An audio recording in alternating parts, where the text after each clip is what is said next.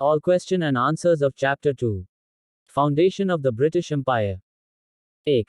Write a short note on Carnatic Wars. Though. Why is Siraj ud Daulah called the last independent Nawab of Bengal? 3.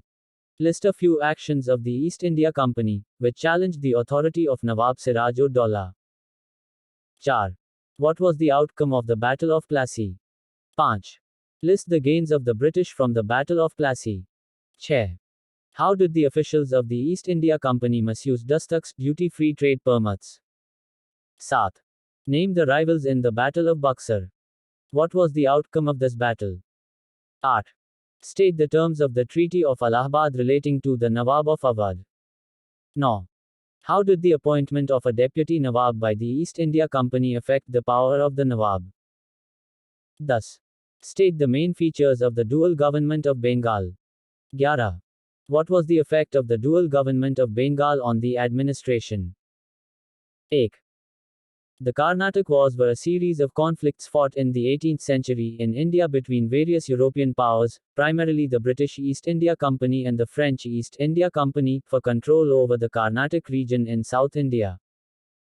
These wars had a significant impact on the balance of power in India and laid the foundation for British dominance in the region. Though Siraj ud Daulah is called the last independent Nawab of Bengal because he was the final ruler of Bengal who had full authority and control over the region before the British East India Company gained control. After his defeat in the Battle of Plassey in 1757, the British gradually established their dominance over Bengal and other parts of India. 3. The East India Company challenged the authority of Nawab Siraj ud Daulah through various actions, including they supported rival claimants to the Nawab's throne, creating political instability. They fortified their trading posts without seeking permission from the Nawab, undermining his authority. They carried out unauthorized military activities, such as raising armed forces and conducting raids, without the Nawab's consent. 4. The outcome of the Battle of Plassey in 1757 was a decisive victory for the British East India Company over the forces of Nawab Siraj ud Daulah. The Nawab's army was defeated, and Siraj ud Daulah himself fled the battlefield. This victory allowed the British to gain control over Bengal and marked a turning point in their establishment of dominance in India. 5. The British gained several advantages from the Battle of Plassey. They gained control over the prosperous province of Bengal, which provided significant economic resources. They obtained the right to collect revenue and administer justice in Bengal, granting them significant power and influence. They established the foundation for further expansion and control over other parts of India, as the battle demonstrated their military superiority and weakened local rulers' resistance. Chair. Officials of the East India Company misused dastaks, which were duty-free trade permits, in various ways. They issued dastaks to their own employees and allies, allowing them to engage in trade without paying taxes or customs duties. They sold dastaks to private individuals for personal gain, leading to widespread abuse and corruption. They used dastaks to smuggle goods or engage in illegal trade activities, evading taxes and undermining the local economy. They granted dastaks to politically influential individuals to gain their support and loyalty, further consolidating their power. 7. The rivals in the Battle of Buxar were the British East India Company and a coalition of Indian rulers, including the Nawab of Awadh, the Mughal Emperor Shah Alam II, and the Nawab of Bengal.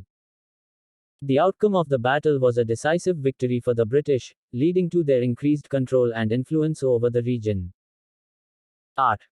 The Treaty of Allahabad, signed in 1765, had terms relating to the Nawab of Awadh. According to the treaty, the Nawab of Awadh became a vassal or subordinate ruler under the British East India Company. The company was granted the Diwani rights, which allowed them to collect revenue and administer civil justice in Awadh, thereby significantly reducing the Nawab's power and authority. No. The appointment of a deputy Nawab by the East India Company diminished the power of the Nawab. The deputy Nawab, who was appointed by the company, acted as a representative of the British and had significant influence over the administration and decision making. This arrangement effectively reduced the Nawab's control and made him dependent on the company for maintaining his position. Thus, the main features of the dual government of Bengal were: the East India Company established its own administrative system parallel to the existing Mughal administration. The company's officials, known as collectors, were given the authority to collect revenue and administer justice in Bengal. The Mughal officials retained their positions but were subordinate to the company's collectors and had limited power. The company gradually extended its influence and control over the administration, leading to a shift in power from the Mughal rulers to the British.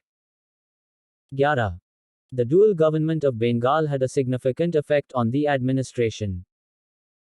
It weakened the authority of the Mughal rulers and local Nawabs, as the British East India Company gained control over key aspects of governance.